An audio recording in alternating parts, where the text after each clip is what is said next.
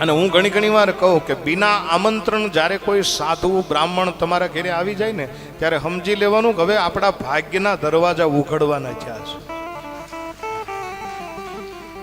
આમંત્રણ આપીને તો બધા આવે, પણ વગર આમંત્રણ જેથી કોઈ સાધુ, જેથી કોઈ બ્રાહ્મણ, જેથી કોઈ અતિથિ, જેથી કોઈ અભ્યાગત તમારા ઘરે આવી જાય ને ત્યારે સમજી લેવાનું કે હવે ભાગ્યના દરવાજા ઉઘડવાના થયા છે. જો બાપુની પધરામણી થઈ, આપણને બધાને સદભાગી બનાવવા માટે આવ્યા છે. નહીતર ક્યાં અત્યારે કોઈને ટાઈમ છે? લ્યો કયો મને, કોઈને સમય નથી, કોઈનું કોઈ છે જ નહીં. અત્યારે સુરત ને મુંબઈ જેવા મહાનગરોની અંદર તો એવી સિસ્ટમ થઈ ગઈ છે કે તમારી બાજુમાં કોણ રહે એનું નામે તમને ખબર ન હોય.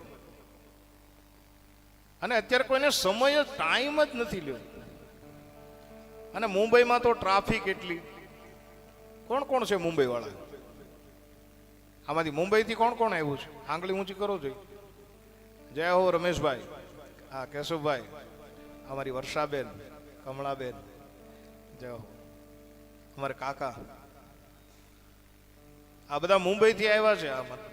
અમારે અશોક કાકા અમારે મુંબઈથી જ છે મૂળ તો. પણ મુંબઈમાં અત્યારે એટલી બધી પરિસ્થિતિ ખરાબ છે. હું ત્યાં જાઉં છું. હમણાં જ મેં શિવરાત્રીમાં એક શિવકથા ત્યાં કરી અમારા આશ્રમે ઝાંઝરિયાનમાં. ત્યાં એટલી બધી પરિસ્થિતિ ખરાબ, એટલું બધું ટ્રાફિક ખરાબ છે, ટ્રાફિક એટલું બધું આમ, અને કોઈને સમય જ નથી. બધા પોતાની ધૂનમાં જ આલ્યા જતા હોય અને નકરું દોડે એટલું બધું આમ. સવારથી લઈને રાતે 12 વાગ્યા સુધી જરીએ સમય જ નહીં.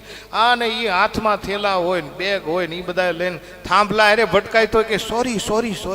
અરે પણ જોતો ખરો, થાંભલો છે, ટ્રાફિક જ એટલું છે. કૂતરાય ગુણધર્મ ભૂલી ગયા. કૂતરા પૂંછડી આમ ન હલાવે, આમ હલાવે, કેમ કે આમ હલાવે તો કોઈ ગડી જાય. આ પરિસ્થિતિ છે. મારે તમને આ કળિયુગની અંદર કેવી પરિસ્થિતિ છે એ તમને કેવું છે. તમે ચોથિયું રોટલો કૂતરાને નાખો ને એ ઊંઘીને વયું જાય સાહેબ. તમારા રોટલાની કોઈ કિંમત નથી. પણ એ પરિસ્થિતિની અંદર વગર આમંત્રણે કોઈ સાધુ સંત અતિથિ અભ્યાગત આપણે ત્યાં આવી જાય તો સમજી લેવાનું કે હવે આપણા ભાગ્યના દરવાજા ઉઘડી જવાના થયા છે.